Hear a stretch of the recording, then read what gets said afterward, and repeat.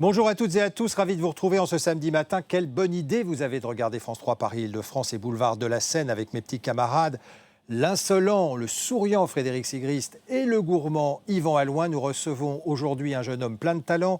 Il est humoriste, il est comédien, il est auteur, il est animateur radio et télévision. Il s'appelle Jean-Luc Lemoyne et il sera au mois de novembre sur la scène de la Nouvelle Ève à Paris. Je me tourne vers Franck qui essuie les verres au fond du café comme dans la chanson. Il nous reçoit sur le Fluctuart. C'est parti. Embarquement immédiat.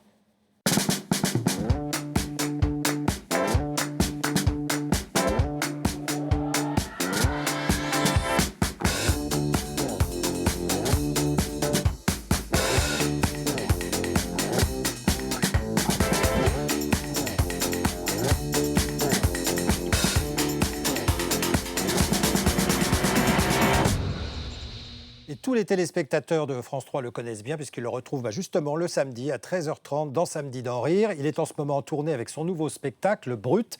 Il sera sur la scène de la Nouvelle Ève au mois de novembre, du 4 au 13.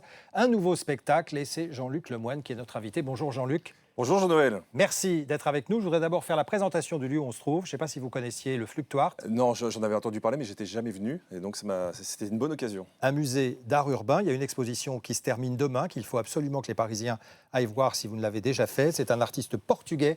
Il s'appelle Will, ça s'appelle Trace, et ce sont des œuvres qui sont faites sur différents supports. C'est absolument magnifique et original, et ça vaut le détour puisque nous sommes à Paris, sur les bords de Seine, sous le pont des Invalides pratiquement. Jean-Luc, je sais que vous êtes né en banlieue, vous avez grandi dans le département de l'Essonne, à Morangis, que vous avez été, je crois, au lycée Jacques Prévert, c'est ça? À Longjumeau, oui, tout à fait. Donc vous êtes un banlieusard, mais Ouais. j'imagine que Paris vous a ouvert ses bras assez tôt. Qu'est-ce que ça évoque pour vous, la Seine, les ponts de Paris, la capitale? C'était la récompense en fin de semaine, parce que en fait, je suis né à Paris, dans le 15e, dans un hôpital qui a disparu depuis. Je pense qu'ils se sont dit qu'ils n'auraient pas mieux après, donc ils ont fermé. Et c'est vrai que pour un petit banlieusard de l'Essonne, parce que Morangis, c'est une petite ville assez pavillonnaire, il n'y avait pas beaucoup d'activités. Donc ma mère, on prenait je me rappelle encore, des tickets de bus. C'était 3 tickets pour arriver à Porte d'Orléans. Et puis on poussait de temps en temps jusqu'aux Halles. Et puis les jours de fête, je me rappelle de ma première visite en bateau-mouche. C'était vraiment très touriste, hein, mais et mon papa travaillait à l'île de la Cité, puisqu'il était motard au garage. Il faisait les escortes des hommes politiques. Ah, Voilà. lesquels? Oh, tous ceux qui passaient. À l'époque, c'était Giscard d'Estaing, puis après, c'était Mitterrand. Et donc, il était chef de brigade, brigadier chef même. Et sinon, il ne va pas être content. On est sur la rive droite, sur les bords de Seine. Alors vraiment, c'est un peu facile de faire le jeu de mots, la Seine, de la Seine à la Seine.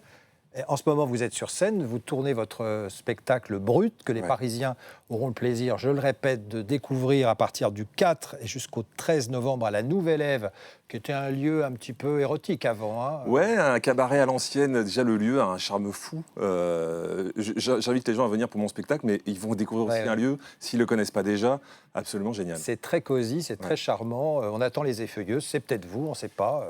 Si ça se passe bien, il est possible. Puisque vous vous autorisez tout dans ce nouveau spectacle qui s'appelle Brut. Alors c'est vrai qu'il a été un peu malmené ce spectacle au début parce que c'était le confinement, vous deviez le jouer, puis ça s'est pas fait. Puis maintenant, on est sorti, c'est le bout du tunnel, comme disait Raymond Barre. Hein. On le voit. Là, cette fois, on a des vraies raisons d'y croire.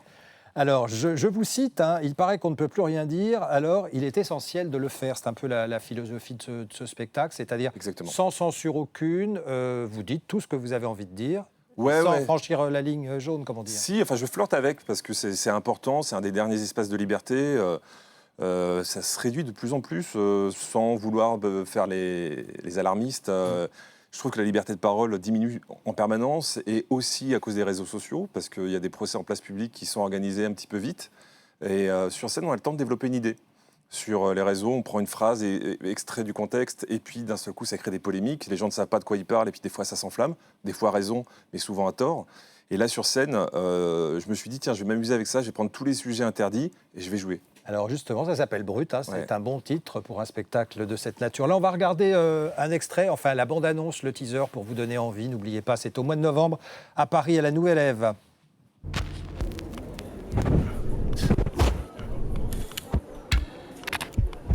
Vous avez vécu le confinement avec des enfants? Hein? C'est comme essayer de faire un Mikado avec des cocaïnomanes. Le secret pour occuper les enfants, c'est le cache-cache. Ils adorent ça, les enfants. Ils vont se cacher, toi tu comptes jusqu'à 50, et après, tu les cherches pas.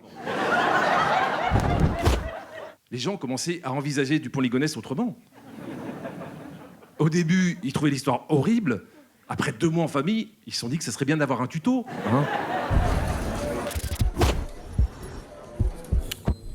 La vraie question aujourd'hui, c'est de quoi peut-on encore rire?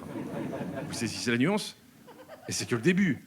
Au rythme où on va, dans 50 ans, la question, ce sera, alors racontez-nous, en toute franchise, qu'est-ce qu'était le rire?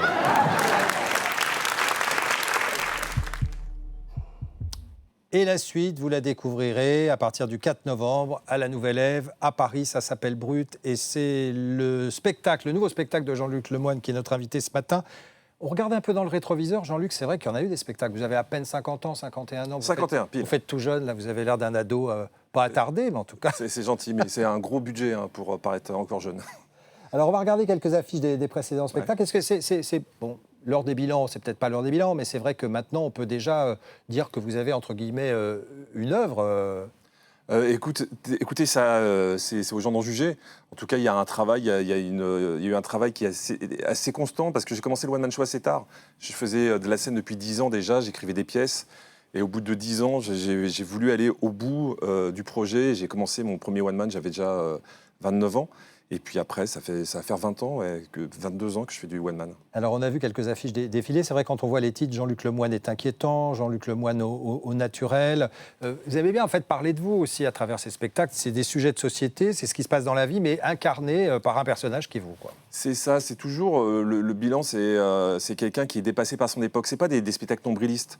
Je parle de moi, mais souvent dans ce qu'il y a de moins glorieux, parce que j'essaye de... Je raconte pas ma vie.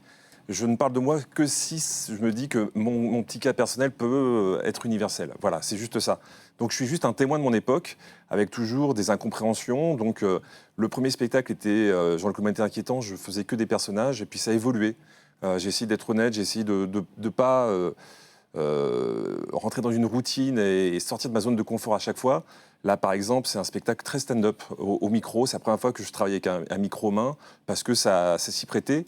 Et puis, à chaque fois, j'essaie de pousser le bouchon un peu plus loin. J'essaie pas de monter sur scène juste par clientélisme. J'essaie de me dire, est-ce que j'ai vraiment quelque chose à raconter? Là, c'était le cas. Ça fait 2 mois que ça mature. Enfin, 2 mois, 2 ans que je l'ai. Donc, je l'ai réécrit plein de fois à cause du confinement. Alors, vous avez des punchlines qui font mouche à chaque fois. C'est vrai que moi, je vous ai vu souvent sur scène. C'est vrai que c'est très rythmé. Les rires partent vraiment au bon moment. Enfin, il faut vraiment être calé quand on joue ça. C'est un travail de petites mains. Vous écrivez des choses et puis après, il faut être très humble par rapport à ça. Il y a des vannes, vous dites que ça va déchirer tout, et puis c'est un flop total. Et au contraire, il y a des phrases de transition qui deviennent des succès. Donc, c'est un travail qui a été vraiment très, très précis. Et la chance, parce que il faut quand même voir un bon côté des choses, c'est que ce confinement m'a permis de le réécrire plein de fois. Je suis à la 14e version, là. Ça vous a laissé du temps. C'est vrai que ce confinement, ça a été quand même particulier. Oui. Parce que nous, on s'était vus, on était venu en parler au journal de France 3, dans le 19-20, pour un spectacle qui, finalement, on savait qu'il n'aurait pas lieu. Mais bon, C'est ça. vous étiez invité, on n'allait pas vous dire, bah non, rentrez chez vous. C'est gentil de m'avoir accueilli ce jour-là, parce que j'avais un petit peu froid dehors. Et vous m'avez laissé rentrer, je vous en suis très reconnaissant. Alors, vous êtes un hyperactif, Jean-Luc Lemoyne, parce qu'on a vu tous les spectacles. Il y a aussi des pièces de théâtre. Puis alors, ce qui est très marrant, c'est qu'il y a des pièces aussi version étrangère. Je sais pas, il y a une affiche en italien, Il mio testimone di nozze, j'ai bien prononcé? Exactement. Alors ça, c'est la plus étrange, parce que j'ai écrit plusieurs pièces. Et celle-ci, en fait, je ne l'ai jamais montée en France. Ouais. Et c'est un jour, quelqu'un m'a demandé la pièce pour la traduire. Et donc, elle s'est jouée à Rome et en Italie. Donc c'est une pièce complètement inédite en France, mais mon petit plaisir, c'est qu'elle soit jouée ailleurs. Et puis il y a une autre affiche, je pense qu'on va la voir. Alors je ne sais même pas quelle langue c'est, il faudrait que vous me traduisiez ce que c'est, ça. C'est du tchèque. C'est du tchèque, voilà. Vous avez été joué aussi en Tchéquie. Et exactement, ça c'est une autre pièce qui s'appelait Amore e Chipolata. Donc Laska et Pareki, je ne sais pas si ça veut dire Amour et Chipolata, aucune idée. Mais en tout cas, c'est un garçon qui s'appelle Jaromir Janeček qui a traduit la plupart de mes pièces, et donc mes pièces sont jouées régulièrement. Jean-Luc Lemoyne sous toutes ses facettes. Justement, on va faire entrer la concurrence. Notre ami Frédéric Sigrist. Ah si, on s'est croisés sur les scènes. Qu'on écoute sur France Inter beaucoup, qu'on va retrouver bientôt sur scène à Paris. Alors là, je vais vous laisser jouer tous les deux, parce que le principe du jeu, c'est qu'on joue tous les deux. Voilà, c'est que tu fasses un portrait. Voilà, exactement. Bonjour Jean-Luc, vous êtes de retour avec un nouveau spectacle que vous avez rodé au Festival d'Avignon et qui s'intitule Brut. Alors j'imagine qu'à Paris, ça s'appellera Net. parce que le niveau de vie est différent. Alors, c'est un spectacle que vous avez voulu sans tabou et sans préliminaire. Et c'est marrant parce que c'est exactement votre fiche Tinder, Jean-Noël. Non, mais je crois que c'était vous sans préliminaire. Non, Enfin, c'est ce qu'on m'a dit. Jean-Noël Hein. Mirand, sans tabou. Non, je confirme, j'ai vu la fiche de Jean-Noël. Hein, exactement. Merci, Jean-Luc. Et vous avez décidé de ne plus vous censurer, ce qui est une très bonne chose parce qu'en 2021, de toute façon, il y a plein de gens qui voudront le faire pour vous. Exactement. Parce que c'est vrai que c'est incroyable. On vit une époque formidable. Et le nombre d'experts en tout qu'on croit sur une journée, on est cerné par le talent. La France vue du ciel, tu la regardes pas sans lunettes ni protection solaire, ça brille. C'est un phare de la pensée moderne. Aujourd'hui, tu mets une tarte à Emmanuel Macron, tu peux être interviewé le lendemain et on te demande ton avis sur le conflit israélo-palestinien. C'est formidable. On arrive à un niveau d'excellence dans ce pays. On est le pays des Lumières. Le problème, c'est qu'on est sur des ampoules basse consommation. Et moi, rien que du RR, c'est ici, le matin, je croise des épidémiologistes, des économistes, des géopolitologues, des gars qui ne sont pas foutus de remonter leur falzar pour cacher leur sillon interfessier, mais qui peuvent te dire comment on va gérer la crise en Afghanistan. C'est formidable. Il y a des gens, depuis 5 ans, ils ont pris une de ces confiances. Moi, je suis sorti du confinement, je savais faire du pain. Il y en a, ils ont repris les études. À la fin des spectacles, vous allez voir, Jean-Luc, il y a des humoristes désormais. Maintenant, il y a des gens qui viennent les voir à la fin, et des spectateurs pour faire un débrief. Et ils te disent « Ah, elle était bien, cette vanne. Alors, par contre, celle-ci, elle est un petit peu limite. Et ce qui serait bien, c'est de changer ça pour que ça soit un peu plus inclusif. » Et moi, dans ces moments, je suis toujours là. Je dis « Mais si j'aimais parler avec les gens, je ne ferais pas du one-man show, en fait. » C'est ça, la logique. Aujourd'hui, un humoriste... Évidemment que ça exagère. Un humoriste qui n'exagère pas, c'est comme un acteur porno pudique. Je veux dire, oui, c'est bien pour lui, mais ça va poser des problèmes sur son métier. Aujourd'hui, quand tu es humoriste, tu dois peser chaque mot comme si ton vocabulaire était au régime, alors que quand tu es éditorialiste, déjà, tu n'es pas obligé de faire rire les gens, mais en plus, tu fais buffet, mais à volonté, sur la connerie. Donc moi, Jean-Luc, je suis ravi de vous savoir de retour sur scène, parce qu'en plus, en général, vous êtes plutôt spécialiste des départs. C'est-à-dire que vous faites des chroniques hilarantes chez Ruquier, paf, il s'en va. Vous faites des chroniques hilarantes chez Hanouna, paf, il s'en va. Vous êtes un peu le Jacques Delors de l'humour français. Donc je vous en supplie, Jean-Luc, maintenant que vous êtes de retour, ça nous fait du bien, restez-y. Bon. Je vais rester alors. Merci beaucoup, Fred. Vous avez été bien croqué, là, Jean-Luc? Non, c'est très bien, et puis il a tellement raison. Moi, j'en peux plus des toutologues, c'est-à-dire les gens qui vont de plateau en plateau, qui sont spécialistes de tout, et sur les réseaux sociaux, c'est encore pire, quoi. Donc, j'en parle dans le spectacle, je dis, il y a des gens qui devraient juste lire, pas écrire, vraiment. Sans manquer de respect, hein. On peut pas. Et ces petits dictateurs de la pensée, en plus, qui se cachent derrière l'anonymat, c'est insupportable. Alors, vous restez avec nous, hein, Frédéric. Vous n'allez pas faire comme Jean-Luc, partir comme ça. On vous garde, parce qu'on va parler maintenant de Jean-Luc, animateur à la télévision. Alors, il y en a eu des émissions, je ne les ai pas toutes recensées. Je citais tout à l'heure sur France 3 à 13h30, Samedi d'en rire, mais il y a eu On a tout essayé, On n'est pas couché, Touche pas à mon poste, Les grosses têtes également. Alors, on a retrouvé une archive. On va remercier Catherine Barma de nous l'avoir très, très gentiment mis à disposition. Une archive dont on a tout essayé. Vous étiez presque un visionnaire à l'époque, puisque vous avanciez masqué dans les rues de Paris. On regarde.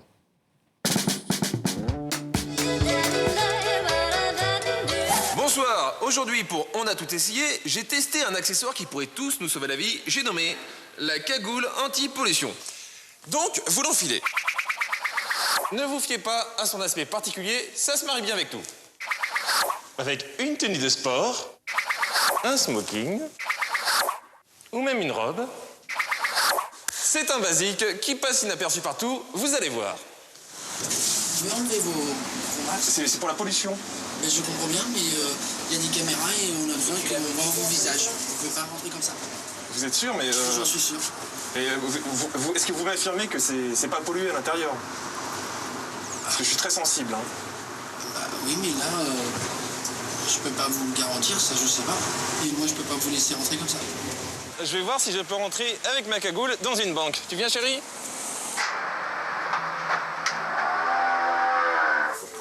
Vous pouvez retirer vos masques. C'est pour la pollution. Enfin, écoutez, moi pour l'instant je vis bien ici, je ne suis pas pollué, mais avant d'entrer, normalement, vous retirez vos masques. Et vous êtes sûr que... Moi, si vous m'assurez qu'il y a... Non, vous êtes sûr qu'il n'y a pas de pollution ici parce que je suis très sensible. Il y a beaucoup de pollution ici, mais... Parce que je fais des allergies très très vite. Hein. Comment? Je fais des allergies très très vite. Je suis désolé, mais il faut retirer votre masque. Je vous dis franchement, quand vous êtes rentré, je me suis posé des questions. C'est vrai? Ah oui. Bon, testons maintenant l'efficacité de cette cagoule, car pour la rentabiliser, encore faut-il trouver de la bonne grosse pollution. Je suis bien, je respire.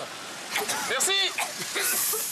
Voilà, et sans masque et sans cagoule, Yvan Alloin nous a rejoint. C'est mieux pour passer à table de enlever sa cagoule ou son masque. C'est incroyable, cette archive, elle a 20 ans. Elle a 20 ans, ouais. À 20 ans, c'était le début de On a tout essayé et les chroniqueurs testaient en caméra cachée des choses. Et c'est vrai qu'il y avait ce truc qui paraissait très farfelu, qui était la cagoule anti-pollution. Et ils avaient dit, tiens, va le tester, Place Vendôme, qui était une très très mauvaise idée parce que la BAC était sur le point d'intervenir. Et pour la petite histoire, la BAC avait repéré l'équipe qui s'occupait du tournage. Ils sont partis les voir, ils ont dit, ils sont avec vous, les gens qui sont dans la bijouterie. Et comme ils ne voulaient pas perdre le tournage, ils ont fait, non, du tout. Donc ils étaient prêts à intervenir. Mais c'est vrai qu'à l'époque, vous voyez comment les gens réagissent, c'était impensable. Ouais. Maintenant, je pense que je pourrais rentrer tranquille. Hein. Vous auriez pu être consulté au tout début du confinement, finalement, puisqu'à l'époque, on nous disait que ça ne sert à rien les masques, mets ton masque, enlève ton masque, remets ton masque. Il y en a, il y en a pas. Je suis bien d'accord, Jean-Noël. On est d'accord. On a beaucoup interviewé le docteur Raoult, enfin le professeur Raoult. Moi, j'ai été un peu laissé pour compte et c'est une belle injustice. Alors, Yvan, à loin, c'est vrai que pour manger, pour passer à table, il vaut mieux enlever son masque. Hein. Oui, c'est mieux. Il y a des règles maintenant, mais enfin bon, passe sanitaire, tout ça, d'accord. Mais ça ne nous empêche pas de découvrir à Paris des lieux formidables. Et aujourd'hui, vous nous emmenez où c'est presque comme à la maison. Hein, Oui, presque comme à la maison. Jean-Luc, j'ai cru comprendre que vous étiez hyperactif, donc vous avez sans doute peu de temps pour déjeuner. C'est vrai que le déjeuner, souvent, je le saute. Enfin, c'est sur le pouce. Sur le pouce, ou Ouais. sandwich, quoi. Ouais. Vous faites partie des 6,5 millions de Français qui, tous les jours, consomment un sandwich. Ça fait à peu près quand même 70 sandwichs par seconde, et ça représente 70% de la population active qui mange tous les jours un sandwich. On finit là avec les chiffres. C'est pour vous dire que le jambon beurre a encore un bel avenir. Et je ne sais pas si vous avez remarqué, mais dans les rues de Paris, on voit fleurir maintenant tout un tas de petits restaurants de vente à emporter de street food avec des sandwichs différents, d'autres propositions. C'est le cas de Maxime et Marion. Ils ont ouvert rue Lafayette le Silo Café et ils proposent des sandwichs revisités, même avec de la sauce ravigote. Regardez, c'est assez appétissant.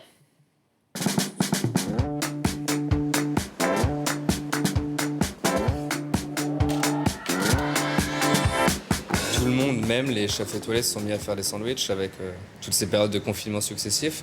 Le sandwich du midi, que ce soit chaud ou froid, ça reste quand même quelque chose qu'on aime partager, qu'on aime toujours découvrir. Surtout en France où on commence à avoir de plus en plus de propositions, comparé par exemple à l'Australie ou aux États-Unis qui sont en avance sur la street food et les sandwichs. Alors nous, on sort un petit peu du burger avec un steak. On travaille les sandwichs avec beaucoup de produits frais et on cuisine tout maison, y compris les sauces. Le premier, c'est un petit peu le classique de la maison, c'est le dinde et bacon. Un potato bun, donc c'est un pain burger qui a été fait avec de la purée de pommes de terre. Une sauce ravigote. Sauce ravigote, c'est persil, estragon et cerfeuil mélangé à capre, cornichons et échalotes hachées. Un petit peu d'œuf dur et tout ça monté à la mayonnaise. Une dinde fumée, du bacon grillé et on fait fondre du cheddar par-dessus.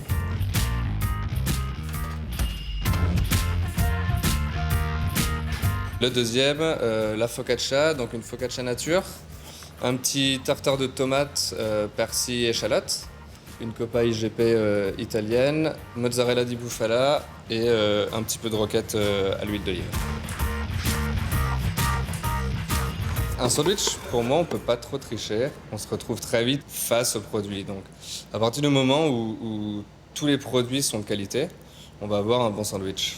À commencer par le pain, parce que c'est quand même la base du sandwich. Les tomates, dans la focaccia par exemple, le concassé de tomates, on est dans l'obligation de prendre des très bonnes tomates, des tomates de saison, donc on travaille la tomate 3 mois dans l'année, parce qu'on va croquer tout de suite dans une tomate. Maintenant, quand on voit toutes les propositions qui arrivent, je pense qu'il y a la solution de facilité, la rapidité, mais joindre aussi l'utile à l'agréable. Donc si je comprends bien, Yvan, vous passez votre vie à table. Oui, je vois un peu, non? J'allais le faire, j'ai pas osé, mais là, je pense que là, il y avait de quoi faire. En tout cas, ça, c'est rue Lafayette, dans le 9e arrondissement. C'est pas ouvert le soir parce que c'est vraiment les restaurants du midi pour les gens qui travaillent. Mais ça vaut le coup quand même d'y passer parce qu'on a vraiment des belles découvertes et il y a beaucoup d'imagination encore dans l'univers du sandwich. Mais ce qui est incroyable, Yvan, c'est dès que vous arrivez pour nous faire découvrir un nouveau lieu, dès qu'il s'agit de passer à la table, les invités, je sens qu'il y a tout à fait, c'est autre chose. Ah ben, Là, on passe dans un autre registre. Hein. Parce que Frédéric a dit tout à l'heure que je quittais souvent les émissions. Là, j'ai failli partir pour y aller, quoi. Donc, mais je me suis dit, je vais tenir jusqu'au bout. Vous parlez de nourriture dans vos spectacles? Non, pas trop. Pas trop. J'ai pas trouvé langue. Enfin, si, je parle un peu des véganes quand même, parce que je parle de tout ce qui fait la société actuelle et donc le véganisme, je ne pouvais pas passer à côté.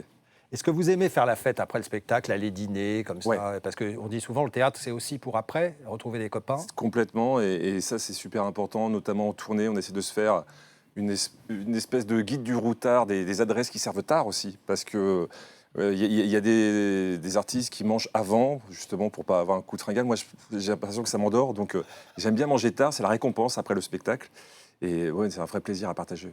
Alors, vous retrouvez les Parisiens, je le répète, à partir du 4 jusqu'au 13 novembre à la Nouvelle-Ève. Là, en ce moment, vous êtes en région, enfin en province. Moi, je trouve que c'est un joli mot, province, on va dire en région.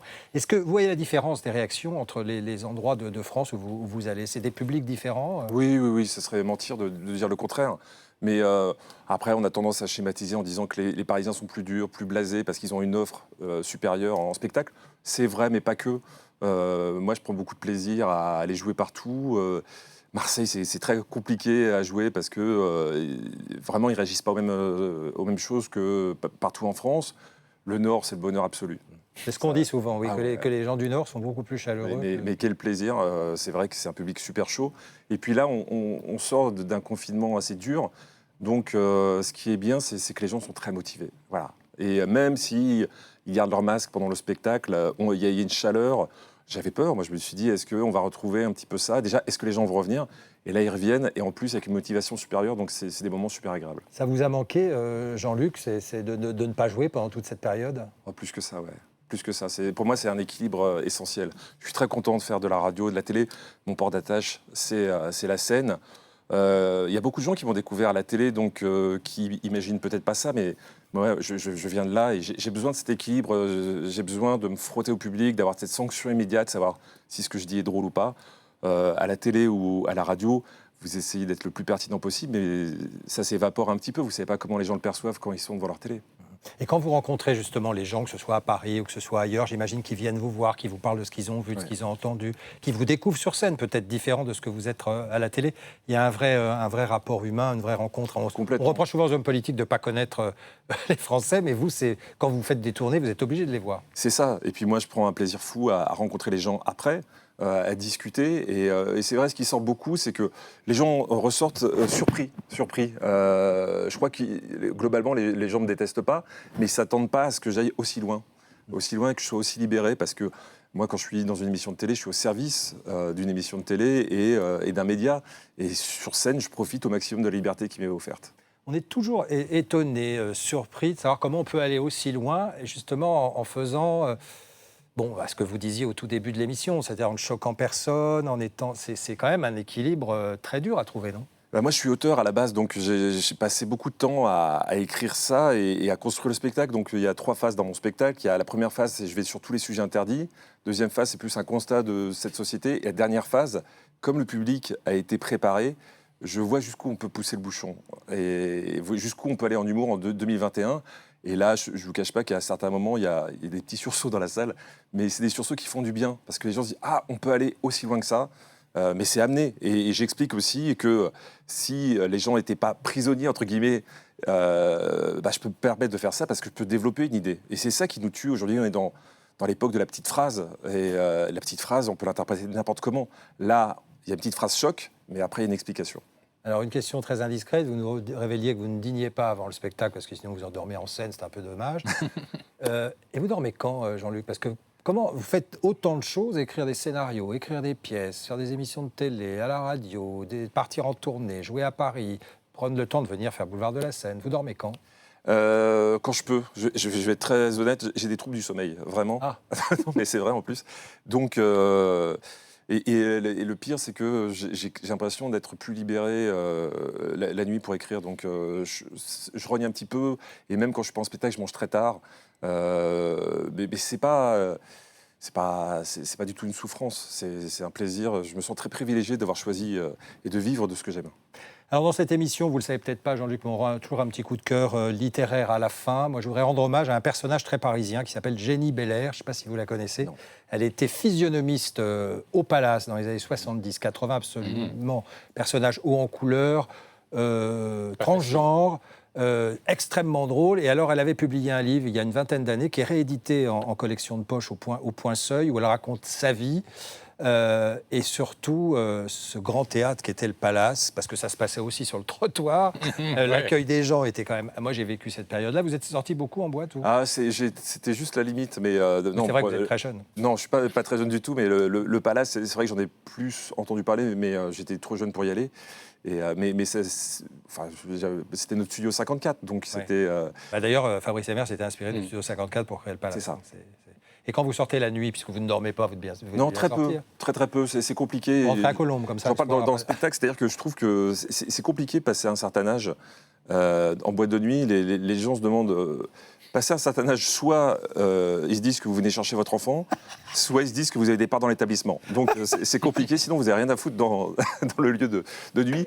Donc c'est vrai que je traîne plutôt dans les restaurants ou dans les bars qui ferment tard. Il est incroyable, ce Jean-Luc Lemoyne. C'est-à-dire que tous les sujets qu'on lui lance, il a un truc original, un angle d'attaque assez original à nous donner. En tout cas, merci d'être venu nous voir. Je remontre le livre de Jenny Belair, qui est vraiment formidable. C'est pas elle qui l'a écrit, c'est François Jonquet, mais c'est elle qui parle. Et puis Jean-Luc, on vous retrouve à partir du 4 novembre jusqu'au 13 à la Nouvelle Ève. Peut-être qu'il y aura un petit striptease à la fin, je ne sais pas, on verra, ce sera la surprise. Si vous venez, on le fera ensemble. Avec Yvan, comme ça on verra. Voilà. Chiche, on y va ? Ouais, d'accord, ok. Allez. En tout cas, merci beaucoup Jean-Luc de nous avoir fait l'amitié de venir passer ce moment avec nous. On vous retrouve tout à l'heure à 13h30 sur France 3, puisque samedi dans Rien, ça continue. Merci beaucoup d'avoir été avec nous. Merci Yvan, à la semaine prochaine. Excellente journée, très bon week-end à toutes et à tous. Merci de votre fidélité.